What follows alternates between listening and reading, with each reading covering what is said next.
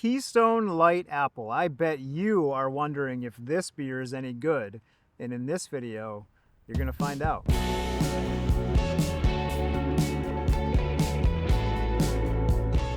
It is the late spring of 2026. We are here today at Tree House Brewing Company in central Massachusetts, and before me, we have the illustrious, supposedly, Keystone Light Apple. All right, so Keystone is no stranger to trying different things with their light beer. Keystone Light originally came out in 1989, and since then they've had a few false starts when trying different types of flavored lager. Some have been successful, most have not been. You all remember Keystone Lime in 2013. So when you think lager beer and you think Key Lightful, do you think raspberry and lime? So it's funny, they tried lime and lime didn't really go all that well, and then they thought, hey, maybe if we add raspberry, that's gonna go better. And as it turns out, it did not. Fast forward a couple of years, Busch Light comes out with Apple.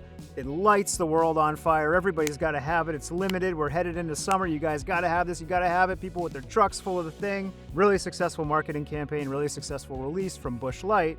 So what does Keystone do? They get on the bandwagon. And here we are, guys. We have this beautiful can before us. As you guys know on the channel, I do like to comment on the can design, and boy, do we have a doozy in this example. I love this can. I love the colorway. It's really bright, rich, saturated, clean design, but it feels relatively mature. Got the eagle on there with the American bandana, the sunglasses. The eagle has himself a apple.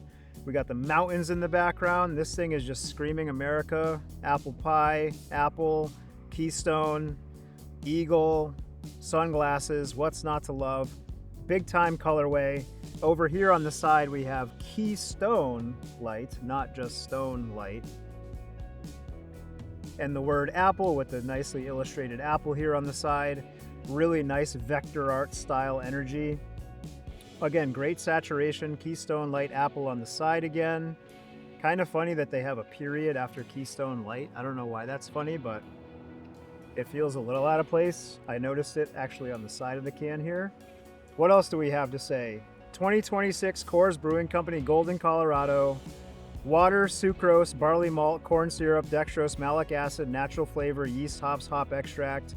Corn syrup is used as part of the brewing process only. Keystone never uses high fructose corn syrup. Beer with natural flavors, 4.1% alcohol by volume. Now, the ingredients here are actually very interesting. I don't recall what the case was with Busch Light Apple, but this beer actually has sucrose in it, which is a funny way of saying sugar.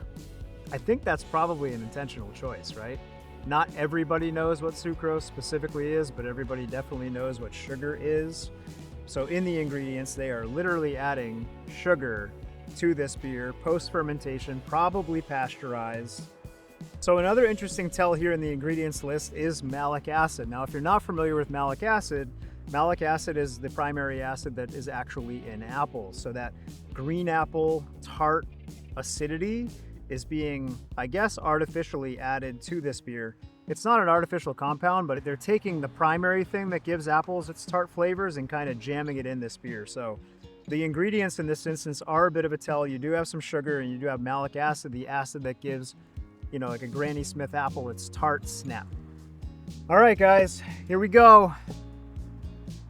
You've been waiting for this one. You've been sitting at home thinking to yourself, when is Nate and Treehouse gonna taste Keystone Light Apple? And you've been subscribed the whole time wondering when this moment would come, and you probably have other moments that you're wondering about, and the only way you're going to live them is if you hit the subscribe button. There it is. We got cars driving by, everybody's excited, the moment you've all been waiting for. The can's gonna go blowing away on me. Crazy effervescence here in the Treehouse Pizza Company glass. This is one of Michael's favorites. Doesn't that look nice?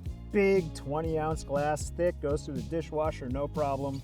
Holds that beer wonderfully and has a nice little slice of Treehouse pizza on there. Anyway, this beer is looking super awesome, effervescent, looks good. Anytime you add sugar to anything, it gets better, I guess, to your lizard brain. So let's see what happens. On the nose, crisp apple, malic acid, unsurprisingly because it's in there. Really appley, like green Jolly Rancher, sharp apple, that sort of artificial. I think I'm gonna keep coming back to the Jolly Rancher description because it doesn't smell like you're breaking an apple in half. It smells like you've sucked on a Jolly Rancher and you're getting that aroma in your nose.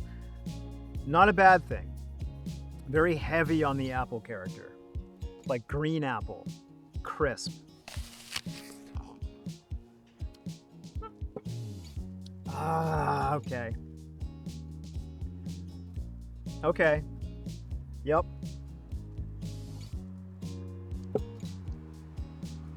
Novelty. Novelty sells. It's a beer that tastes like a green Jolly Rancher. It's very sweet.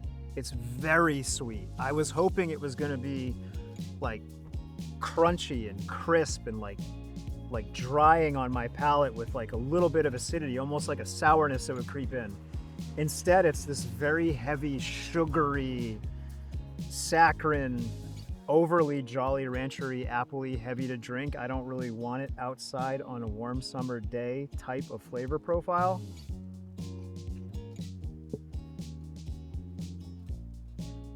If you want an American light lager that has sugar in it, that has a lot of malic acid, that tastes like a green Jolly Rancher, you are not going to be disappointed.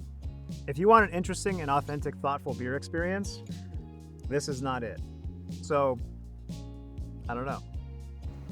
In your memory, where do you think it stacks up next to... I think it's not as good as Busch Light Apple, but we're gonna have to do the side-by-side comparison because I don't really remember. My recollection, Michael will probably roll the tape, and they've made a beer that's super refreshing and, dare I say, worth tracking down. My recollection is Busch Light was crisper. I do think I liked it more. Maybe my palate has even evolved over the last 12 months, but this comes across as very heavy and very saccharine. And when I think about a beer you want to drink all day by the pool on the beach, you know, my mind goes toward light lager that's crisp and refreshing. This is actually pretty heavy. It's not going to disappoint you with its flavor profile if you want that sort of flavor profile. It's a clean, classically made, very fresh American-style light lager with apple added. There's no oxidation, there's no hop character, there's no nothing. Very, very, very simple sweet base with apple character to the point where if you gave me like a hard seltzer made with a malt base, I might not be able to tell the difference if I was blindfolded. If that's what you're after, you're probably not going to be disappointed. For most seasoned beer drinkers, you're going to find this to be a one-off novelty. That's all I got to say today, guys. I like the marketing. I like what they're after. I do think drinking apple-based beverages in May and June is probably a thing that's going to come and go. And once you've had it a few times, you're not going to want it again. I guess time remains to be seen whether this is a passing fad or whether it sticks around or whether Tree House ourselves will make our own attempt at an American light lager with apple. That's all we got for today, guys. Hit that subscribe button. Leave your thoughts down below. Stay tuned for the Busch Light Apple versus Keystone Light Apple showdown. See you next time. Take care.